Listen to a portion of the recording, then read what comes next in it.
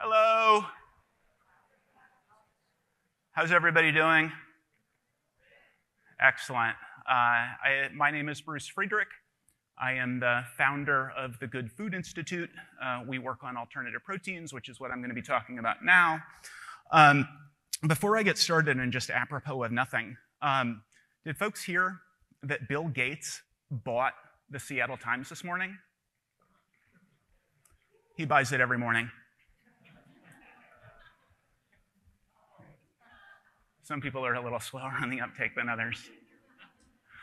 All right, so the title of this talk, the EA Case for Remaking Meat, the Next Global Agricultural Revolution. I want to start with audience participation. I guess the Bill Gates joke was kind of audience participation, but real audience participation. Who here likes pasta? Wow, we have unanimity, it looks like, for pasta. Who here would go to your refrigerator, throw away 8 plates of pasta, and eat 1 plate of pasta? Every once in a while, there's somebody in a beef it's what's for dinner cap in the back with their hand up. But for the most part, no. Like, we're all opposed to food waste. We see food waste as a moral issue. We wouldn't throw away 8 plates of food in order to eat 1 plate of food. It would be wasteful. If you're like most audiences, you're concerned about food waste, and we should be concerned about food waste. Something like 40% of all food that is produced globally is literally thrown away. But the thing is, the most efficient animal at turning crops into meat is the chicken. And according to the World Resources Institute, it takes 9 calories fed to a chicken to get 1 calorie back out in the form of that animal's flesh. For pork, it's something like 15 calories in to get 1 calorie back out. For feedlot beef, it's 40 calories in to get 1 calorie back out. So this is what that looks like in bar graph form. That's food produced. That's food thrown away. And that is essentially food thrown away in the most efficient system that turns crops into meat. It's an extraordinarily antiquated technology, the idea of growing crops to feed them to animals so that we can eat animals. And it gets at the heart of why GFI exists. When we were founded about 6 years ago, the founding question was, how do we feed close to 10 billion people by 2050 without burning the planet to a crisp, essentially? So we need to feed the world securely, sustainably, and safely. And this is an extraordinarily inefficient way to try to do that. And it's not just that you need those 9 calories to get 1 calorie back out from a chicken, or 40 calories to get 1 calorie back out from a cow. And that's 9 times the amount of land, 9 times the amount of water, 9 times the pesticides and herbicides. Now you're growing all of those crops and you're shipping them to a feed mill, and you're operating the feed mill. Then you're shipping the feed to the industrial animal farm, and you're operating the industrial animal farm. Then you're shipping the animals to the slaughterhouse, and you're operating the slaughterhouse. It's multiple extra stages of gas-guzzling, pollution-spewing vehicles. It's also multiple extra factories, which are incredibly energy-intensive and also extraordinarily polluting.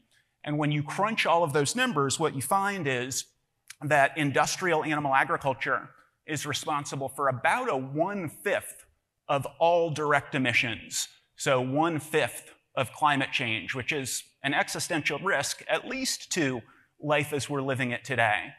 And it's actually quite a bit worse than the 1/5, because it's also the vast land use that's required.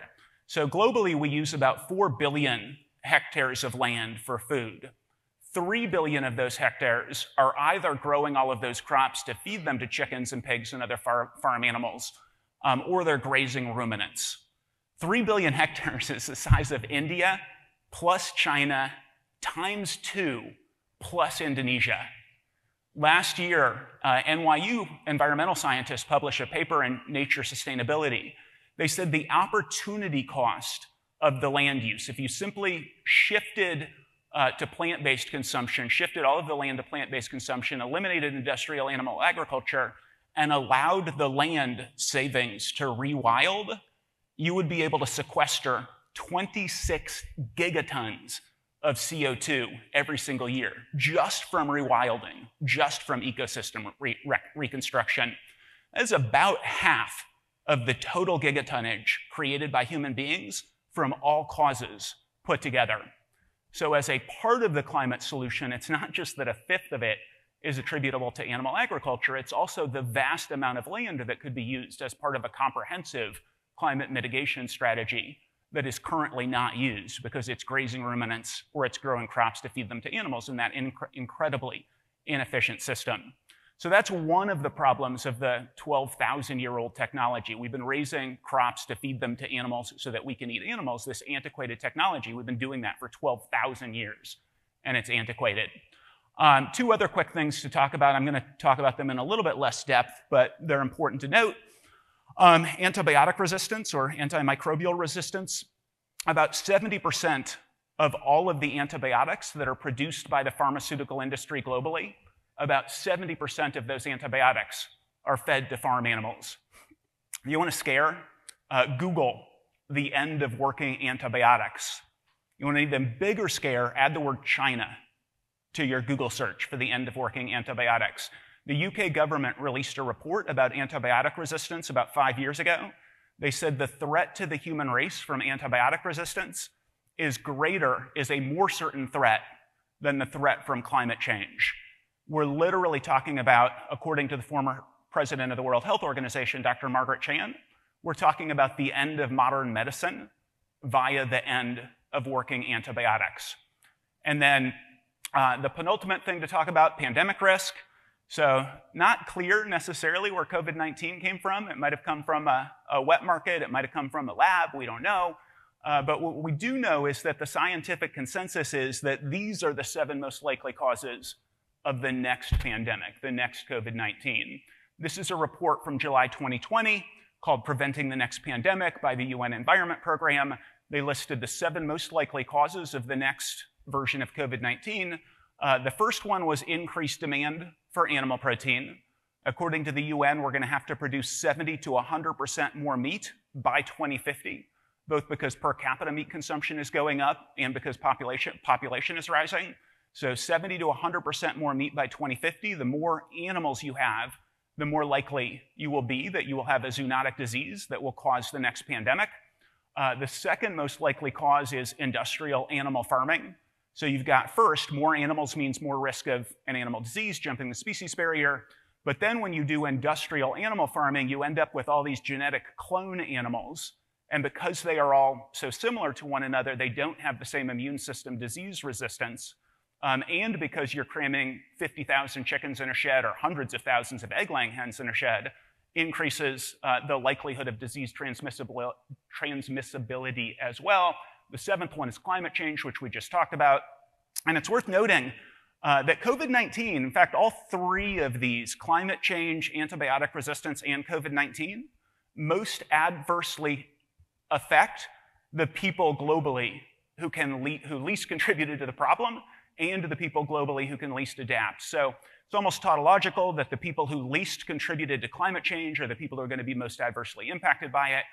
That's also true of antibiotic resistance. That's also true of pandemic risk. So antibiotic resistance and pandemic risk would be horrible in developed economies, would be horrible for all of us. Life and death for people in developing economies where they don't have medical care. COVID-19 was not particularly transmissible, was not particularly deadly relative to what it could have been. Still sent 150 million people into extreme poverty. None of them in developed economies. It's not US poverty, it's not European poverty, it is extreme poverty. People who are not taking in enough calories to sustain basic life functioning for the most part. Similarly, antibiotic resistance, the people who are most adversely impacted, you don't have a doctor, you scrape your knee.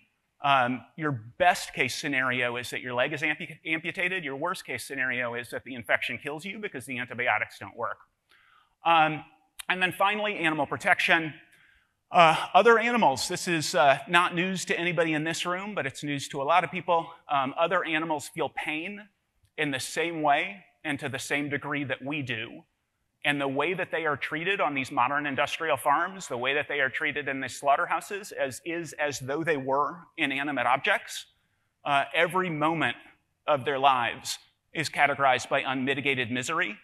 Just in the US, it's 10 billion land animals per year, so significantly more than the global human population. Globally, it's 70 billion land animals and hundreds of millions of hundreds of billions, sorry, 70 billion land animals globally, hundreds of billions of sea animals globally, and they are all suffering throughout their entire lives. They literally suffer to death. Slaughter is pretty brutal and unpleasant, but it is, the best moment of these animals' lives, and their suffering matters.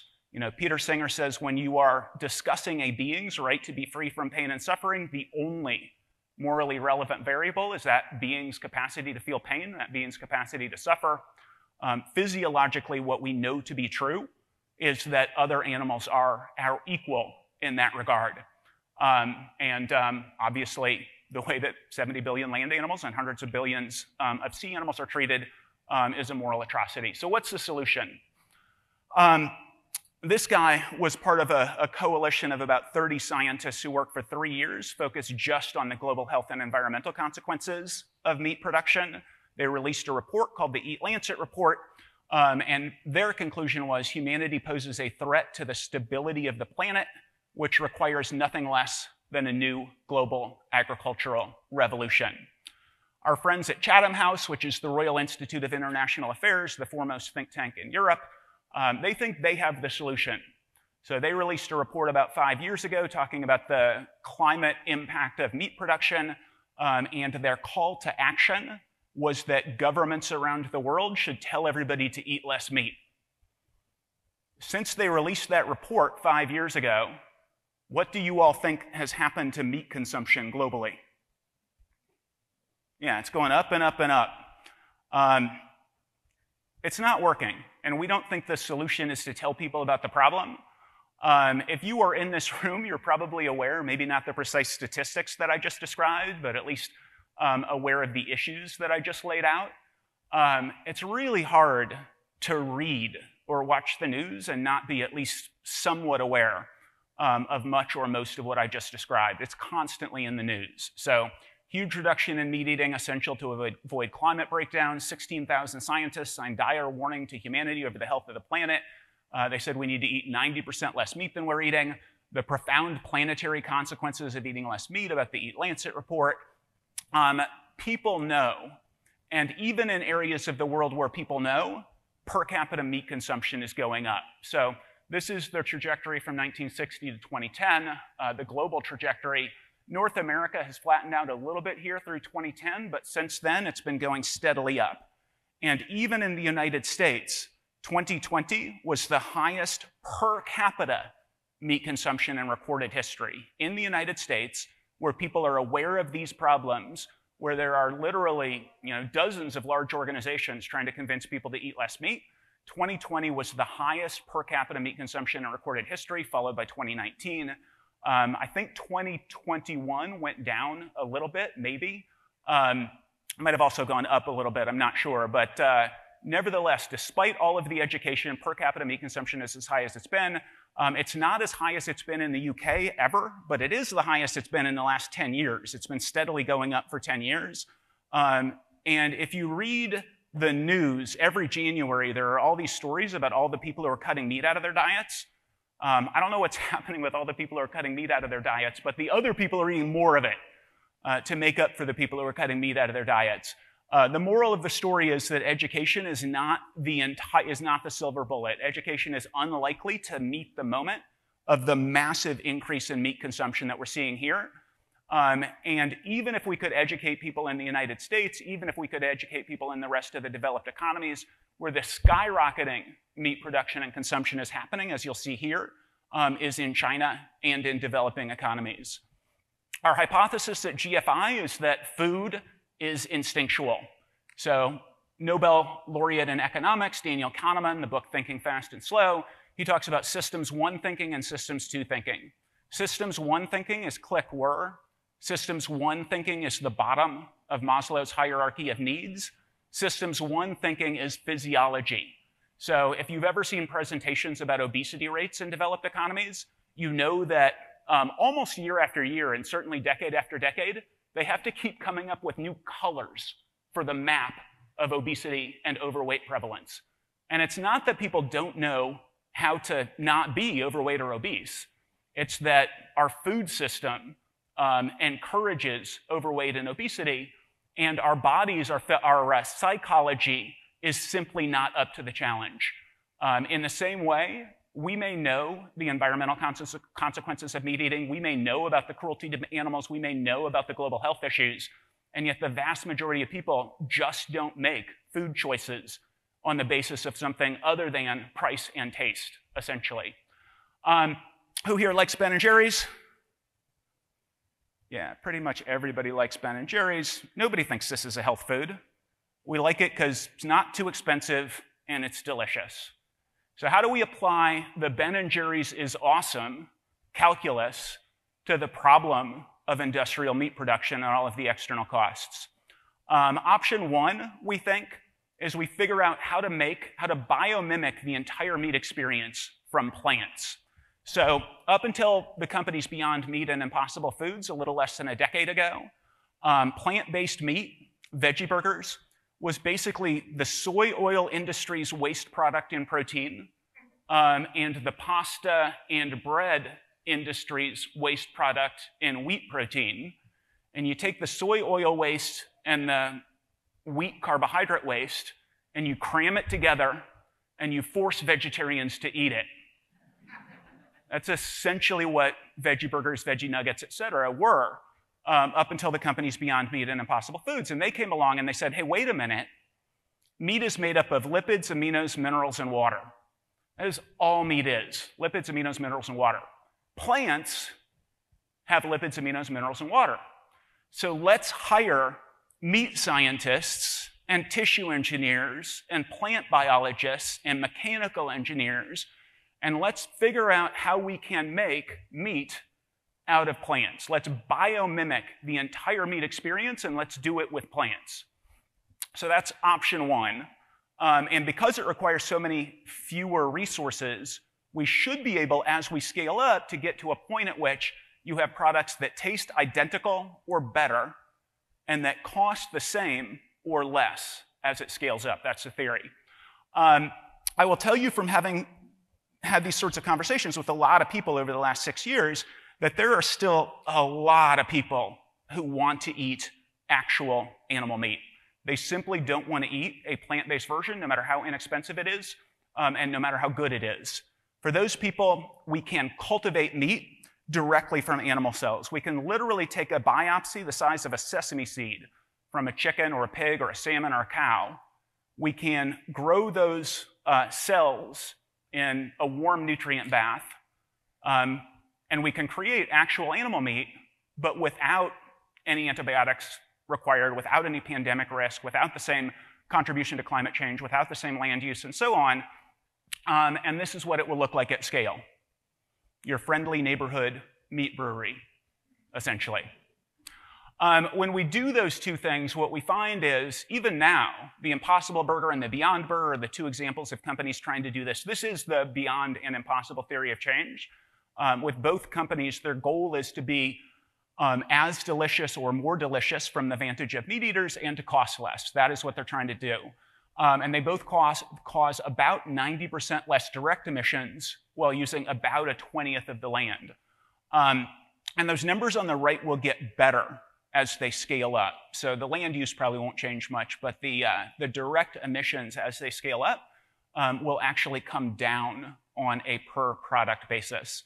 And then for cultivated meat, you're talking about 92% to 92% less direct warming, 1/20 of the land. Even relative to chicken, you're talking about 17% less land, 17% less warming, and about 1/4 of the land requirement. And again, that land can be freed up for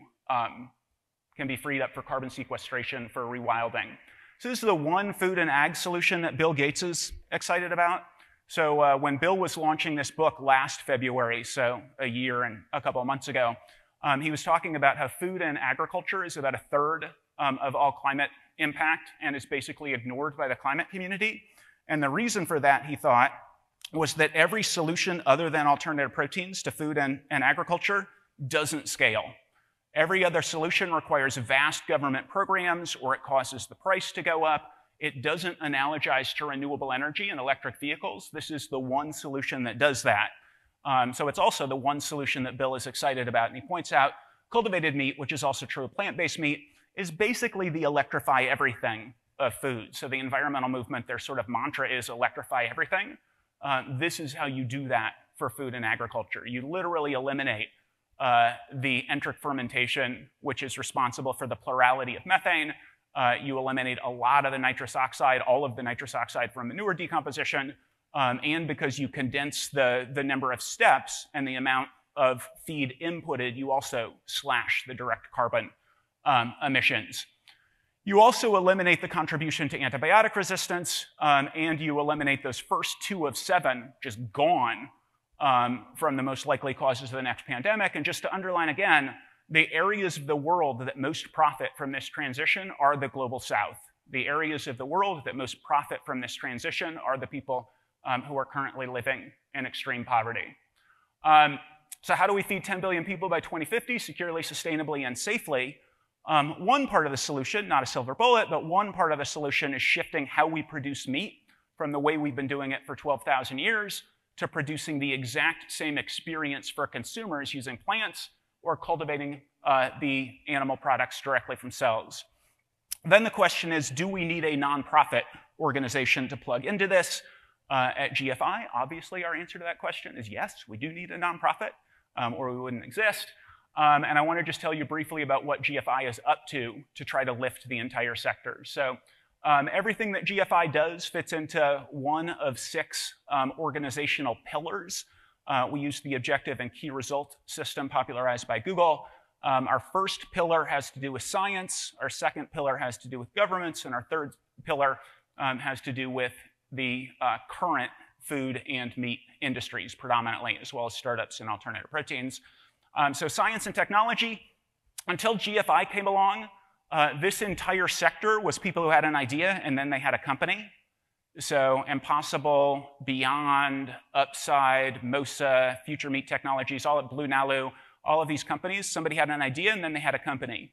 And all of their science was protected either by intellectual property or their science was protected by trade secrets. And we came along and nobody, until GFI started, had done a technological readiness assessment of alternative proteins. So nobody had said, what do we know?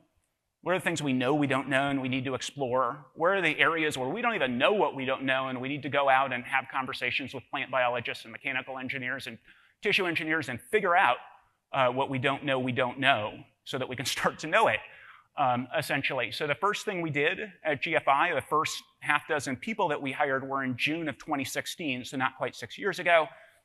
And 2 of them were scientists, and their first charge was figure out the technological readiness assessment of plant-based and cultivated meat, figure out what the critical technologies are, let's start mapping this out. And we've been doing that since. So we do a lot of original research, analyzing knowledge gaps and white space opportunities. We are building scientific communities. We have a monthly Science of Alt Protein webinar that people can sign up for, and we hope you will. We do technological workshops, we do deep dives, we do a lot of sort of orchestrated / curated conversations across scientists to explore specific questions. And we also have a competitive grant program. We allocate funding toward high impact research. Here are some of our resources for scientists, monthly webinars, workshops, the collaborative research directory. You can read this slide as well as I can read this slide. Would suggest that you check out the massive open online course if you're interested. Our solutions database is really something that the entire community contributes to, and governments are going to the GFI solutions database to figure out what they should be funding, which is pretty exciting. Second leg of the stool is industry engagement.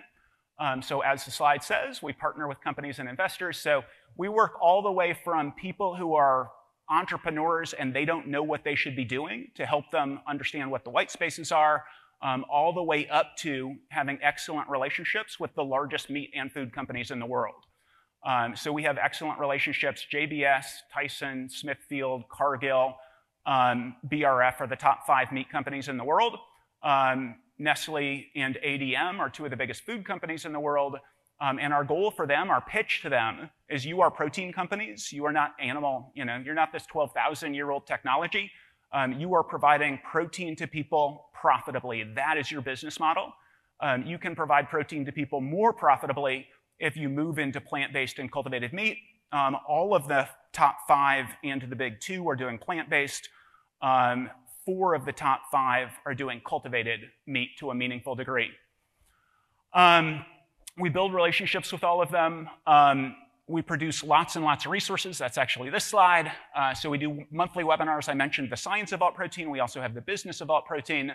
At gfi.org, you can find our investor directory, our GF Ideas community, gfi.org/community for both scientists and entrepreneurs. We have a company database. We have our state of the industry reports, retail reports, consumer insights, manufacturing guide. And I apologize for reading a slide again. And then the third leg of the stool is policy. And this is GFI's global battle cry.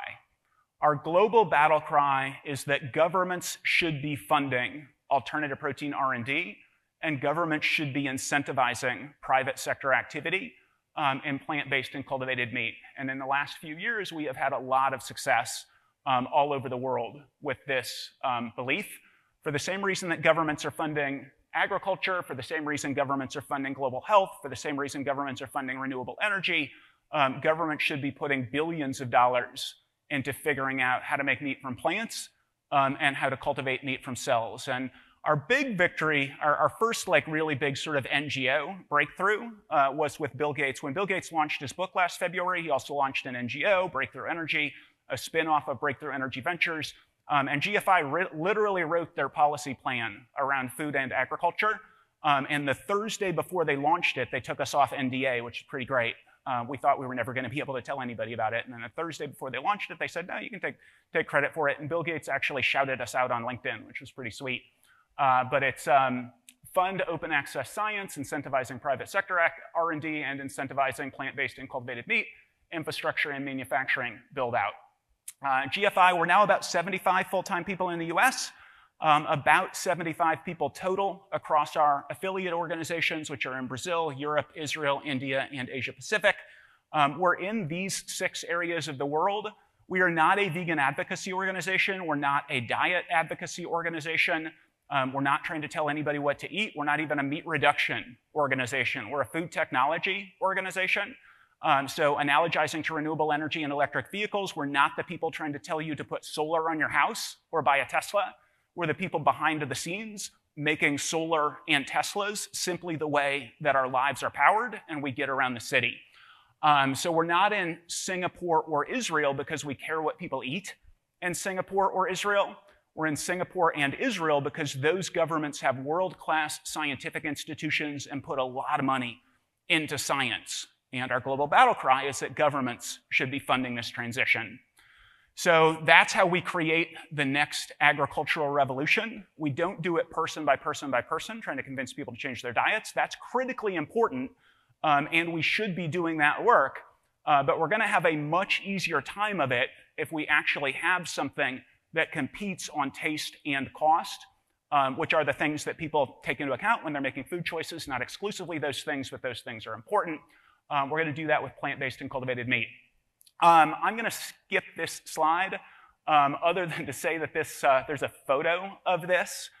So it's not that long ago that we went from horse and buggy to the kinds of cars that we have today. We can do the same thing with meat. We can innovate meat so that in the future, we look back on the idea of this 12,000-year-old technology that we raise crops to feed them to animals so that we can eat animals when we could just turn those crops into meat. Or grow those cells directly without all of the inefficiencies. That is going eventually, we think, to seem insane.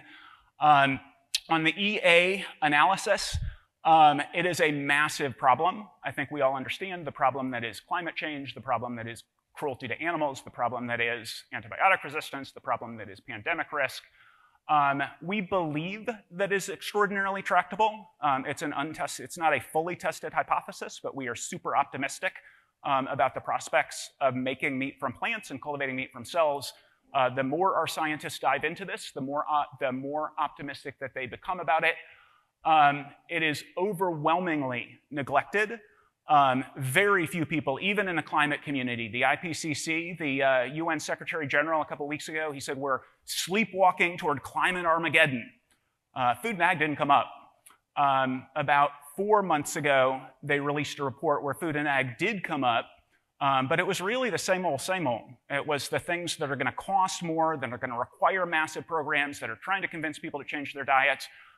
This is the one solution to the problem that uses markets, that analogizes to renewable energy and electric vehicles, and it is vastly under-resourced and under-talked about in the climate and global health communities. These are some GFI openings if you're interested in coming to work with us. We do tomorrow at 1 o'clock.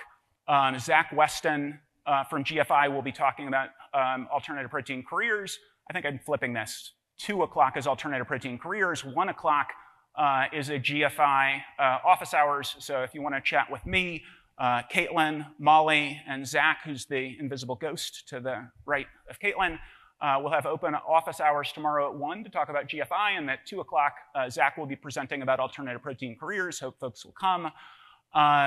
We have a bunch of newsletters. GFI is all about transparency, so we send out our monthly reports, which you can sign up for at gfi.org/newsletters.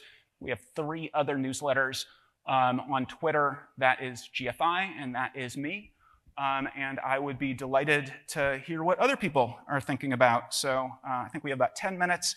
You want to line up at either of the microphones. We'll just sort of ping back and forth. So if you have a comment or a question, no holds barred, whatsoever you would like to talk about, I am delighted to talk about. Thank you.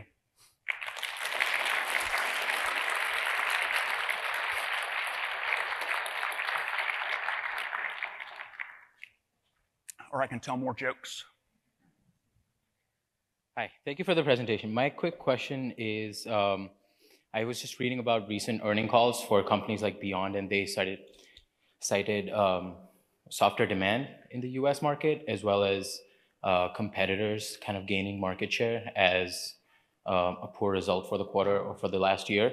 So stemming from that, do you think that we should actually support monopolization to support few companies to reach scale faster, or is competition a good thing here?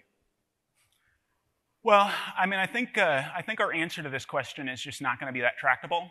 So my hunch is that wherever I came down on monopolization or not monopolization, the degree to which I could actually even affect that, or even GFI could affect that, would be pretty small. So it feels to me like largely an intellectual exercise. Are monopolies good? Are monopolies not good? GFI is going to continue to try to build the entire sector. So just as a reminder, our hypothesis is that the products need to taste the same or better, and they need to cost the same or less. There is so far not a plant-based product that comes anywhere near cost the same or less. So then our question is, while the products cost a lot more, and almost all of them don't satisfy meat eaters from a taste vantage, how big is the early adopter market? So how big can the industry get? My hunch is that competition is going to be good in this regard. As with many things, if you put all of your just eggs in one basket, that can come back to haunt you. So I'm guessing that lots and lots of competition is going to be important.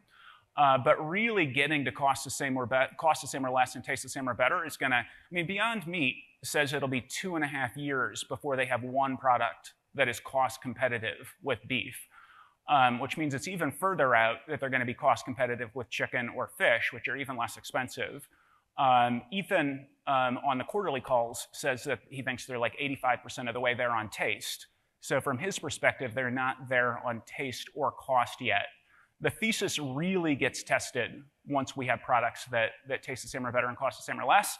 And my guess would be, with very low confidence, my guess would be that more competition is going to be better than less. Although obviously, if you have less competition and they're just like really particularly awesome at keeping their eyes on the prize, they might get there fastest. So kind of following up on that, when you mentioned that we're not trying to change people's minds, but actually develop the technology to get cost the same or cheaper, taste the same or better. So everybody's operating under the belief and assumption that the market will follow and we will not need to change people's minds if we achieve that. There are people, I mean, I would encourage people to come to Jacob Peacock's presentation at 4 o'clock today, where I think he will be challenging that as a thesis. And from our perspective, it would be a both and. So what we, I think, can be pretty sure is true is if the products cost more or taste not as good, they will not dominate in the marketplace. So it seems to me what might be true is that this is necessary but not sufficient, which goes back to how neglected this is. We need everybody to go all in with promoting the products. It may not be GFI's role, but it's probably, you know, I haven't heard that there's another solution to industrial meat production going up 70 to 100% by 2050 that can scale other than this. So we need to figure out, our hypothesis would be we need to figure out how to make this work. And if there are ways, if it's not all about taste and price, then we need to go all in with convincing consumers also. Right. Although I do think people, I mean, you know, it seems to me reasonable that people eat meat despite how it's produced, not because of how it's produced. So I'm guessing it won't be that hard once we have products that taste the same or better and cost the same or less. It's not going to be that hard of a marketing play, but it may not be an if you build it, they will come scenario. Remains to be seen. But we have a limited amount of time and the lines are kind of long. So if you keep your comment or question short, I will also try to keep my answer short. Absolutely. My name is Yash, and you actually just answered my question, so I will move along. Oh, excellent. Hi. This is also the AI session, and I've got a little input. Okay, so my name's Kian, and I wanted to ask a question. So you referenced the idea of like the dedicated meat lover who there's something about animals specific that they want to eat actual animal flesh, and I was wondering if you you sort of referenced the solution to that being lab-grown meat, so actual like flesh, but do you have like data or evidence to say that they wouldn't just not want to eat that either?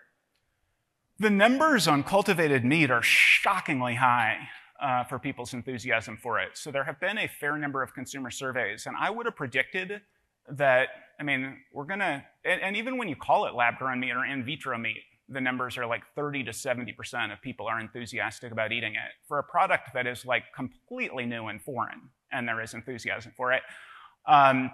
Which I think once the products exist and you say, you know, hey, look at this Nicholas Kristof article, do you realize that in conventional meat, you're literally getting Benadryl and Prozac in your meat and antibiotic residues and, you know, everything that I talked about the harms of industrial animal agriculture, and instead you can get pure meat.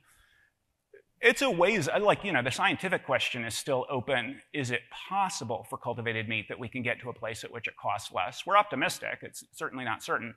But I think once we get to cost less, it is not going to be hard, is my hypothesis, to convince people to shift. I will say, as sort of I gave a presentation at something called, there's a group that's the follow-on to the Young Presidents Organization. It's a bunch of CEOs, and it's mostly private equity CEOs. And I was talking about this, and I asked people, you know, it's all mostly male, mostly white, mostly dudes in their 60s. And I asked them who would eat cultivated meat, and 100% of them raised their hand, which I was pretty surprised by. It was one of those things where don't ask the question if you don't know the answer, and I didn't know the answer, but I just was fascinated. And they were all super into it. And I would have thought they would have been about our hardest audience. So remains to be seen, but I'm pretty bullish. Amazing. All right, thank you. Hi, my name's Kelly, and I was just curious what you think about the role of organizations that sort of focus on more directly attacking animal products. So, you know, I think you could say that it works with what GFI is doing by maybe helping the meat industry internalize, well, helping is probably the wrong word, but forcing the meat industry to sort of internalize some of these horrible costs, but it also might work against the sort of model of partnering with the meat industry and moving towards this. So I was curious, you know, what you think about that work. Yeah, that's a great question. I mean, I'm generally in favor of and supportive of everybody that is trying to make the world a better place. We have not found, you know, we have good relationships with Tyson and JBS and even all those companies. We haven't found that any of them are like resistant to working with us because of things that they're encountering from others. I mean, we are optimistic about the idea of these companies incorporating alternative proteins explicitly into their sustainability goals and their sustainability plans. My hunch is that, I mean, the thing we say to them is, you will have a lot of headaches around these external costs, and those would be examples of headaches. So why not brag about moving into alternative proteins and set goals around it? The other thing that's sort of a mantra for us is don't be Kodak, be Canon, which really does resonate with a lot of the folks who are the CEOs and upper echelons of management of these companies. Thank you. Thank you. Hi. I have a question about the tractability of the type of work that GFI is doing. So when looking at the pie of the EA criteria, you mentioned that the tractability is sort of the most uncertain of those. And I currently work in global development, and it's a field that's really concerned with high quality evidence and RCTs, and et cetera. So I was wondering if there's, what you think about if it's possible to do that type of rigorous research on alt protein interventions, and if any of it's being done already.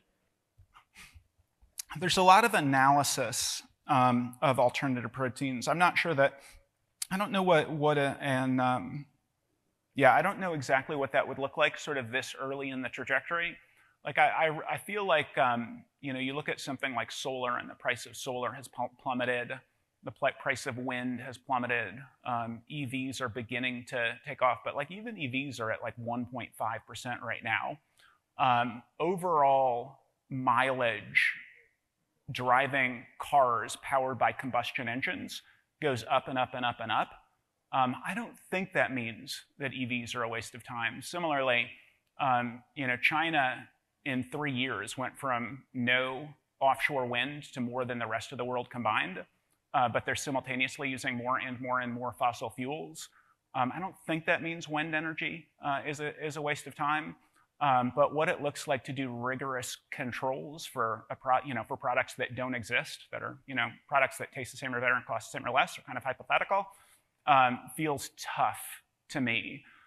We have a tremendous amount of anecdotal evidence of movement in the right direction. If you look at our monthly reports, like they're 6 pages of, I'm obviously biased, but I feel like 6 pages of awesome every single month. And there's a lot that we're not putting into the monthly reports that is pretty spectacular in terms of the advancements that we're making with governments and industry.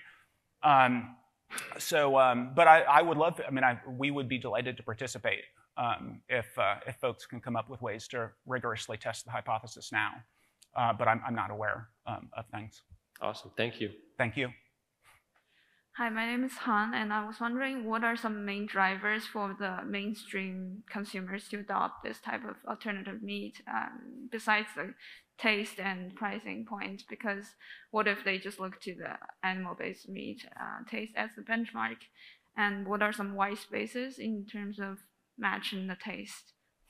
Yeah, so that your first question is such a fascinating one for us at GFI, because we have people who come to us pretty regularly and want us to be basically marketing the Impossible Burger and the Beyond Burger, or they want us to be marketing lots of the other plant-based meat products. And our hypothesis is that there may be things that allows the market to grow in the short term while the people buying the products are early adopters, that are actually counter to the products succeeding over the longer term. So like a lot of people in the sort of hyper foodie community are super concerned about things that 98% of consumers aren't concerned about at all.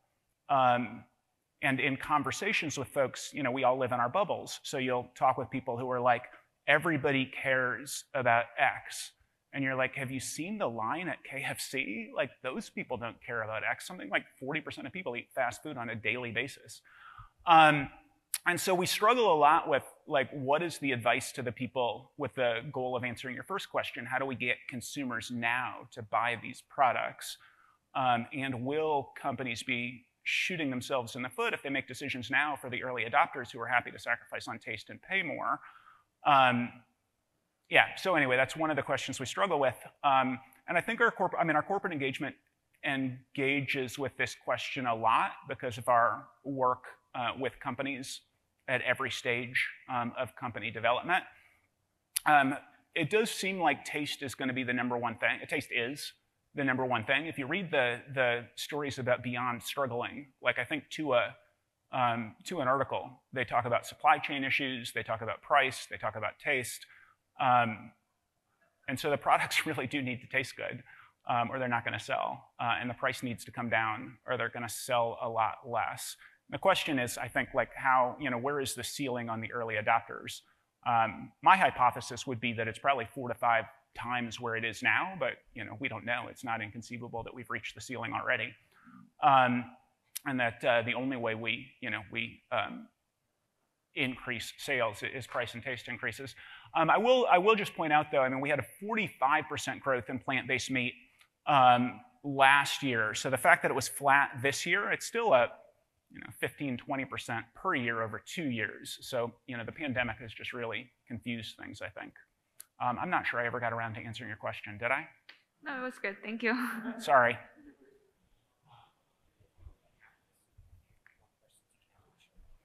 Okay, we need to wrap it up. We'll do 2 more questions, and then please come to office hours tomorrow at 1, and Zach's alternative protein careers tomorrow at 2. So 2 more questions. I'm sorry, but I'm happy to hang out and chat with people, I think. I'm not sure what's after this. Yeah. Hello. You mentioned at the beginning of your talk that the meat industry uses a lot of resources, whether it's land for grazing and growing food or emissions. And you also mentioned that the meat industry is very inefficient with its use of resources, whether it's chickens not being good calorie farms or calorie factories. I think one of the counter arguments that I hear most often is that the meat industry utilizes resources that wouldn't be used otherwise. Like chickens can eat food that humans wouldn't, and that they could use land and utilize land that wouldn't be useful for growing crops or human habitability. How would you respond to someone who holds these beliefs?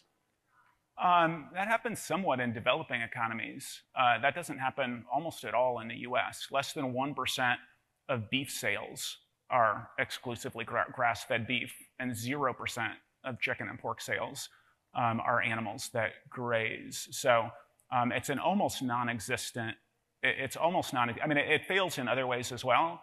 But the biggest thing is, try to find, I mean, grass-fed beef, I think is 4 times more expensive, which is why it's less than 1% of sales, and 100% of chicken. Even like Polyface Farms, which is the Joel Salatin's farm in Virginia that's glorified in Omnivore's Dilemma, the pigs and chickens are still eating massive amounts of feed, that not exclusively feed, but it's still a horrible caloric conversion ratio. So there are going to be some pastoralists where that's going to be true, although there's still going to be significant adverse environmental consequences from that. Awesome, thank you so much. Thank you. All right, last question. Oh, how is in all the areas of the world where meat production is industrialized, do you expect for it to also be economically feasible for them to convert to non-livestock meat production and thereby abandoning all their existing investment in infrastructure without some sort of external subsidy or investment?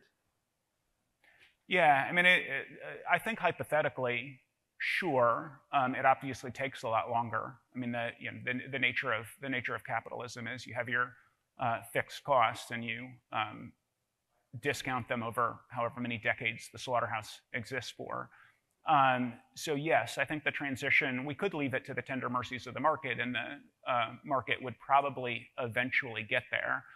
Maybe, maybe not. But the reason our global battle cry is that government should be supporting this transition is we would like to see the sorts of government support that exists for electric vehicles and renewable energy, wind, solar, we think also nuclear, or I guess that's not actually a GFI position. Take that back. But the sorts of government support that exist will help it to happen a lot quicker and could be dispositively responsible for it happening at all. Elon Musk says Tesla would have failed at least twice if not for government support programs. I'm optimistic that the transition to making meat from plants and cultivating meat from cells is easier You don't need the cobalt and the copper and all of the sort of inputs into lithium-ion batteries. I don't think the scientific challenges are probably as steep as the challenges for electric vehicles. Don't know for sure. So I think it could happen purely market-based, but the reason we're trying to get governments to help is for, to answer your question and make it be plausible a lot more quickly and everywhere. All right, thanks very much, everybody.